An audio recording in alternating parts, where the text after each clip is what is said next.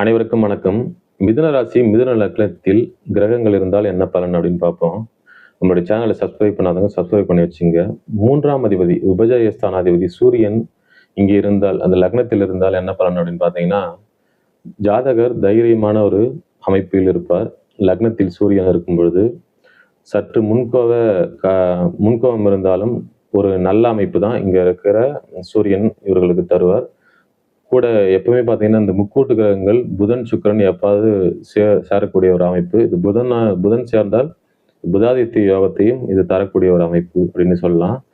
லக்னத்தில் சந்திரன் இருந்தால், இந்த சந்திரன் பார்த்தீங்கன்னா 2க்கு 12ஆம் இடத்தில் மறைந்து இருப்பாரு. இதுவும் ஒரு நல்ல அமைப்பு தான். தனஸ்தானாதிபதி, குடும்பஸ்தானாதிபதி லக்னத்தில் இருப்பது ஒரு நல்ல அமைப்பு தான். வளர்பிறை சந்திரனாக இருக்கும்போது இது மிகப்பெரிய ஒரு நல்ல அமைப்பு அப்படின்னு சொல்லலாம். தனம் சார்ந்த விஷயங்கள், குடும்பம் சார்ந்த விஷயங்கள்ல. செவ்வாய் இருக்கலாமான்னு கேட்டீங்கன்னா, செவ்வாய் இருக்கக்கூடாது. 6ஆம் அதிபதி மற்றும் 11ஆம் அதிபதி என்று சொல்லக்கூடிய அமைப்புல இங்கே தோஷம் என்ற நிலையை தான் கொடுப்பாரு. 7, 8ஆம் இடத்தை பார்த்து 7 மற்றும் 8ஆம் இடத்தை அவர் பாவத்துவம் அடைய செய்வார். இது ஒரு நல்ல அமைப்பு அல்ல அப்படின்னு சொல்லலாம். சுபத்தன்மை சற்று மாறக்கூடிய ஒரு அமைப்பு. அடுத்து பார்த்தீங்கன்னா, ராகு பகவான் இருக்கலாமான்னு கேட்டீங்கன்னா, ராகு பகவான் இருந்தால் இந்த வீடு கொடுத்த கிரகம் ஆட்சி பெற்ற நிலையிலோ அல்லது நட்புகளிலோ இருக்கக்கூடிய நல்ல அமைப்பில் இருந்தால் இது ஒரு யோகமான ஒரு அமைப்பாக இருக்கும். அடுத்து பார்த்தீங்கன்னா, குரு பகவான் இருக்கலாமான்னு கேட்டீங்கன்னா, கண்டிப்பாக 7, 10க்குரியவர் ஜீவனாதிபதி இங்கே திக்பலம் அடைந்து நல்ல நிலையில இருப்பாரு. இது ஒரு நல்ல அமைப்பு.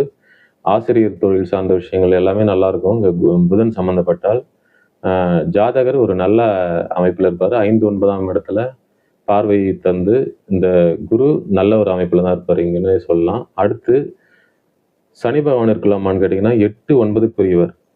என்னதான் சனி பகவான் இவருக்கு 9க்குரியவராக இருந்தாலும் லக்னத்தில் இருப்பது சரி அல்ல அப்படின்னு சொல்லலாம். சுபத்தன்மைகள் இந்த லக்னக்காரரை மாற்றக்கூடிய ஒரு அமைப்பை தரும் அப்படின்னு சொல்லலாம். அடுத்து பார்த்தீங்கன்னா, புதன் பகவான் இருக்கலாமான்னு கேட்டீங்கன்னா, இங்க புதன் பகவான் ஆட்சி பெற்றும் இருப்பாரு, திக்பலத்திலையும் இருப்பாரு. இது ஒரு நல்ல அமைப்பு.